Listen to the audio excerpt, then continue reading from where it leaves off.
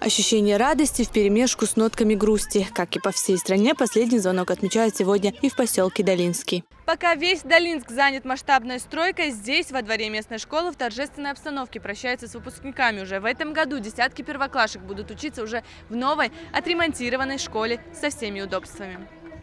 Маленький Ибрагим пришел на праздник вместе с двоюродными братьями и сестрами. Мальчику 6 лет. Ему еще предстоит осваивать школьные знания. Уже в сентябре он впервые сядет за школьную парту. К этому событию Ибрагим начал готовиться уже сейчас.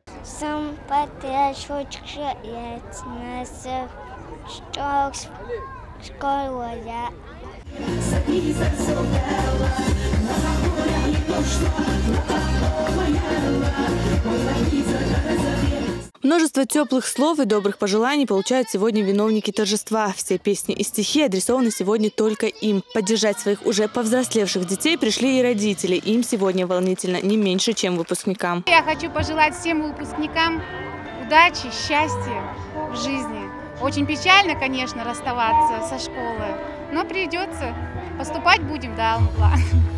С одной стороны и радостно, с другой стороны и тяжело, потому что все-таки школьная пора – это самые счастливые годы, как я считаю. И с другой стороны, все-таки вступление во взрослую жизнь, уже дальше институт и дальнейшая учеба тоже, конечно, радует. В школе обучается больше 700 учеников. Многие из них неоднократно являлись победителями различных олимпиад и конкурсов. А в этом году учащиеся Долинской школы стали призерами республиканского этапа Всероссийской олимпиады. Занятия в школе не прекращались даже во время реконструкции. Ну а в следующем году учебное заведение сможет принять еще больше учащихся. Розана Цамаева, Зураб Дутаев.